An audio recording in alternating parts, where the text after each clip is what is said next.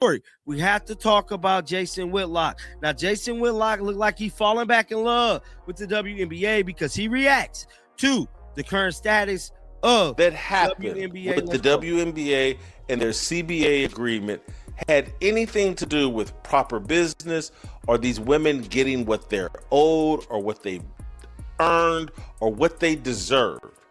This is being given to them to execute an agenda. Jason Whitlock just said the quiet part out loud, and whether you agree with him or not, what he's claiming about the WNBA's new collective bargaining agreement goes way beyond just player salaries. Because according to him, this isn't about basketball economics at all. It's about something much bigger, and the evidence he's pointing to, it's forcing people to ask uncomfortable questions about why this deal happened now and who really benefits from it. Indiana Fever salary cap has been put on notice 24 hours after this CBA agreement has been signed. Now, we know there has been major changes involving WNBA salaries, rookie contracts, and many things involving the roster. Now, I'm here to tell you there's even more details coming out about the current status of the WNBA salary cap. Now, one team that is going to be heavily impacted by this is the Indiana Fever. Now, we can all argue that the Indiana Fever has the biggest fan base out of all of the WNBA teams, but we ain't finna get into all that. We have to talk about the current status involving the But before we get into Whitlock's explosive claims, we need to understand what actually changed in the CBA.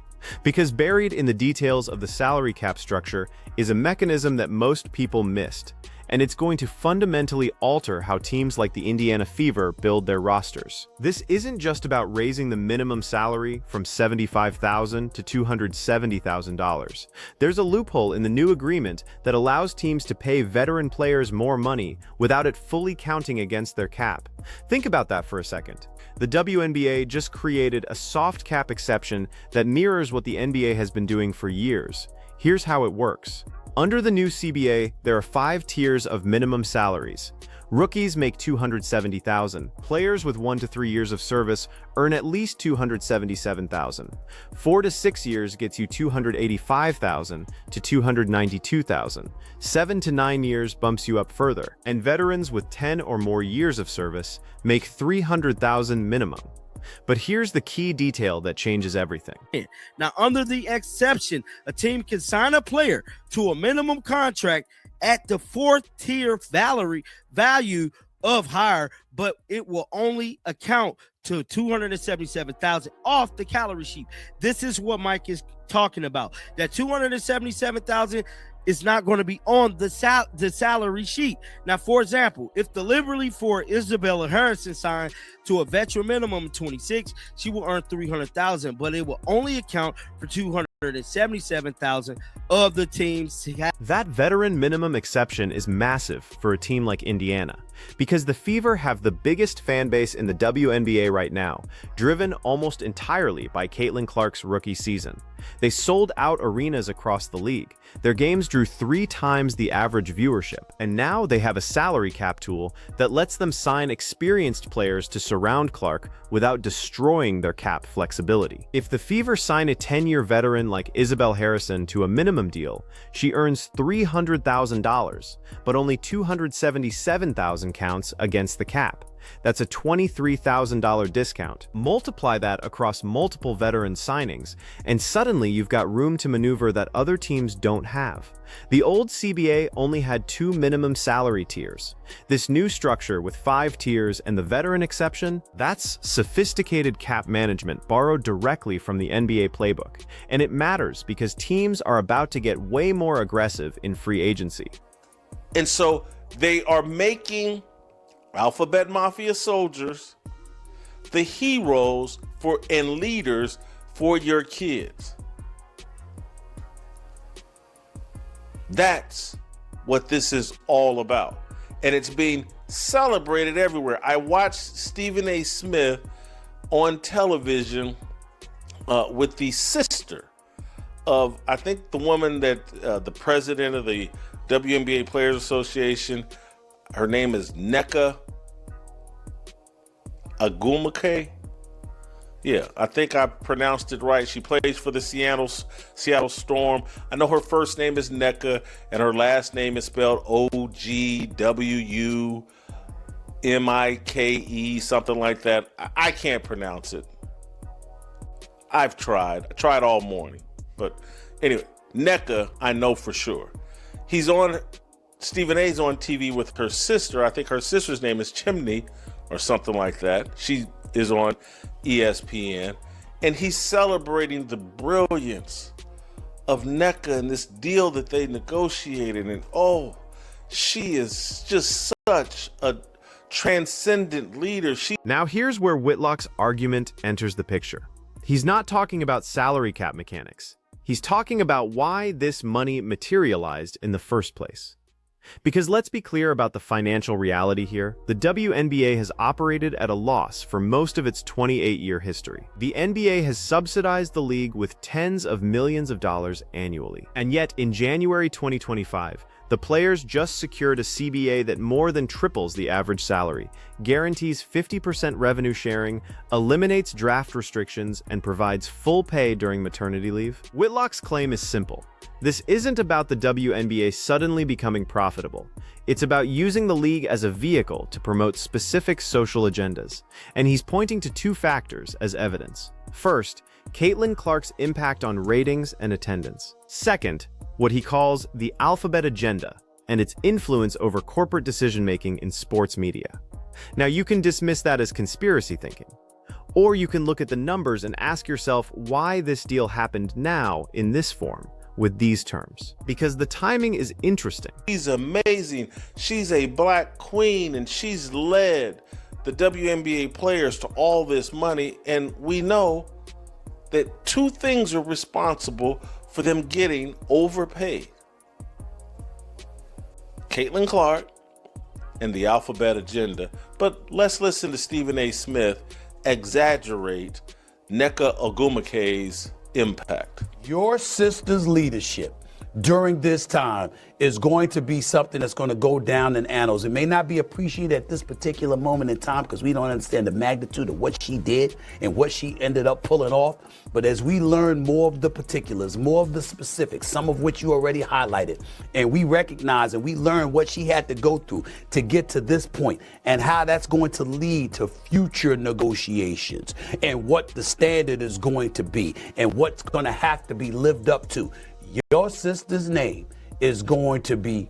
Stephen A. Smith went on ESPN and praised Nneka Ogwumike's leadership during CBA negotiations, called her a transcendent leader, said her name would go down in the annals of history, claimed she set a standard that future negotiations would have to live up to. And Whitlock's response to that? He's calling it performative celebration of a welfare sport that doesn't generate enough revenue to justify these salaries. Here's what makes this complicated. Ogwumike is a 35-year-old forward for the Seattle Storm. She's the president of the WNBA Players Association, and by all accounts, she did negotiate a strong deal for the players. The question Whitlock is raising isn't about her negotiating skills, it's about why the league's owners agreed to terms that don't align with the league's financial performance. Because if you're losing money every year, and you just agreed to triple your labor costs, something else must be driving that decision. Whitlock argues it's ideological, that corporate sponsors and media companies want to elevate female athletes who represent specific values, and he's specifically pointing to the high percentage of LGBTQ players in the WNBA as evidence that this league is being used to promote social causes rather than being run as a pure business. They weren't making as much money, that they were losing money, that they had spent years, in the red, etc., etc. So they were very reluctant to give up what they ended up giving up. But in the interest of fairness, they had no choice at the end of the day, because the momentum that was built, led by your sister and some of those folks on the negotiating committee, propelled it to this point. Y'all deserve all the credit in the world. You got exactly what you deserve. Actually, I think you might have even deserved a little bit more, but it ain't like you didn't get anything. You got a lot. You deserve it, and your sister is to be commended for her leadership. This is what they just said about this 35-year-old Seattle Storm post player is what they wanted to say about Kamala Harris, what they wanted to say about Hillary Clinton, what they want to say about the entire feminist movement. Oh, look at how incredible they are. Look what they negotiated. Look how smart they are. And oh, this is going to go down in the annals of history. We just gave the welfare sport. Now let's test that claim against the actual evidence. Women's professional sports have historically been subsidized. That's not controversial. Title IX forced colleges to fund women's sports by redistributing resources from profitable men's programs. Women's soccer operated at a loss for decades before finally gaining traction.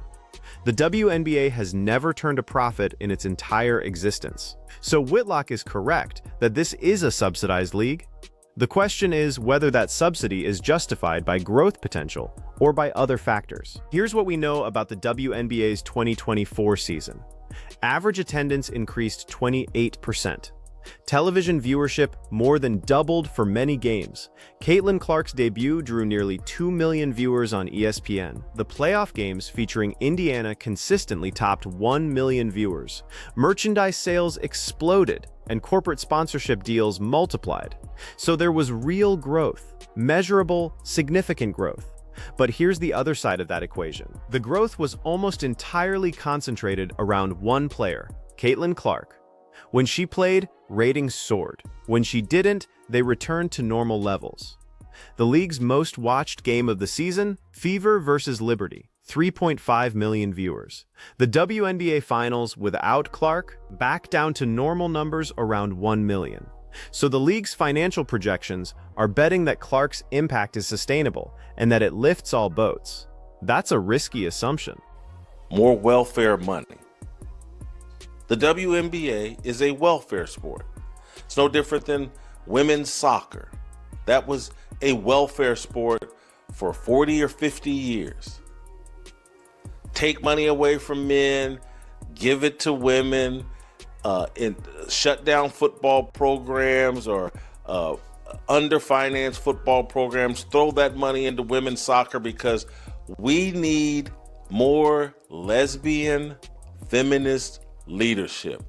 That's what this is all about. And for Stephen A. Smith, a man, to be sitting up celebrating as a bunch of women who can't stand men, who are down with the LGBTQIA plus movement, who are hardcore feminists, who don't care about any man, the welfare, the strengthening, the leadership, the authority, the holiness. They don't care about any man. Whitlock's comparison to women's soccer is particularly pointed because that sport followed the exact pattern he's describing. Decades of losses, constant subsidies from men's programs, media celebration of female athletes regardless of financial performance, and eventually a lawsuit demanding equal pay despite generating a fraction of the revenue. The U.S. women's national team won that fight, they got equal pay, and Whitlock is arguing the WNBA just did the same thing, but through a CBA negotiation instead of a lawsuit. His language about the alphabet mafia and feminist leadership is deliberately provocative, but strip away the inflammatory rhetoric and ask the core question, did the WNBA players just get paid based on their market value or based on social pressure to achieve pay equity regardless of revenue generation? Because those are two very different things, and the answer matters for the league's long-term viability. If this CBA is built on sustainable revenue growth driven by expanded fan bases and media deals, then it's smart business. If it's built on continued NBA subsidies and corporate sponsors paying for social positioning rather than ROI, then Whitlock's welfare sport label becomes harder to dismiss. And he's applauding it out of arrogance, foolishness, the desire to remain in power, the desire to remain in the good graces of the feminists and the alphabet mafia people that are actually control his salary.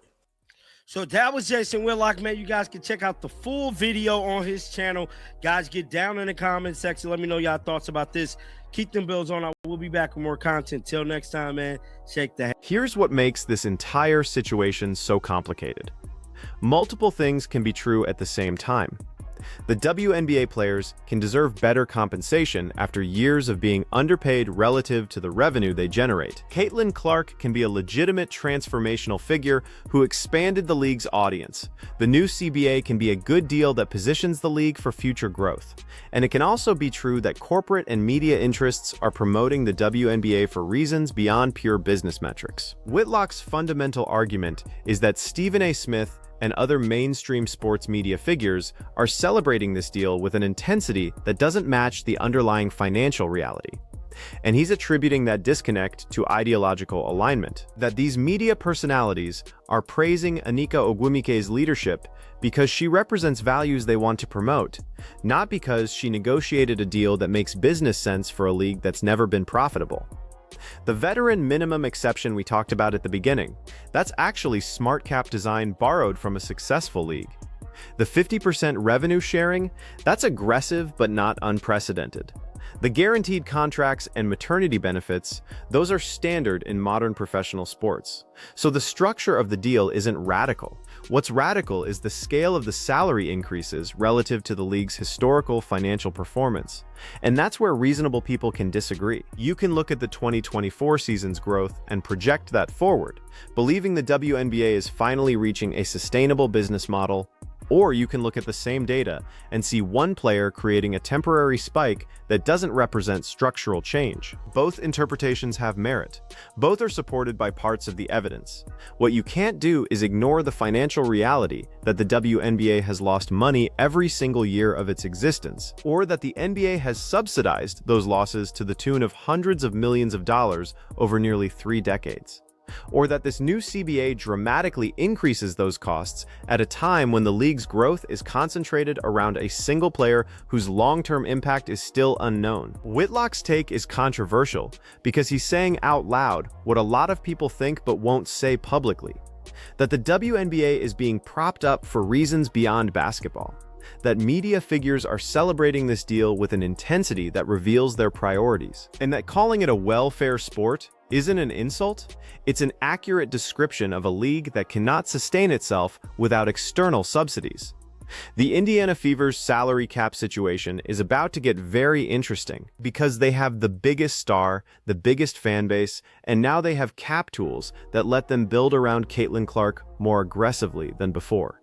If they use that veteran minimum exception wisely, they could construct a championship-level roster while staying under the cap. And if Clark continues to drive ratings and attendance the way she did as a rookie, then maybe this entire CBA becomes justified by the revenue growth she generates. But if the Clark effect fades, or if she gets injured, or if fans lose interest once the novelty wears off, then this deal becomes the exact thing Whitlock is calling it: an ideologically driven wealth transfer that prioritizes social goals over financial sustainability. And the NBA owners who are subsidizing this experiment are going to start asking hard questions about whether it's worth continuing.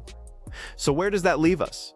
The new CBA is signed, the salary increases are locked in, the veteran minimum exception exists and teams will use it, the revenue sharing is guaranteed, and the WNBA is betting everything on sustained growth that may or may not materialize. Whitlock thinks it's a disaster justified by ideology. Mainstream media thinks it's a triumph of negotiation and progress, and the truth is probably somewhere in between. What's your take? Is the WNBA finally reaching a sustainable business model? Or is Whitlock right that this is a welfare sport being propped up for social reasons? Drop your thoughts in the comments, hit that subscribe button, and let's see where this league is in 2 years when we can actually measure whether the CBA was brilliant or reckless.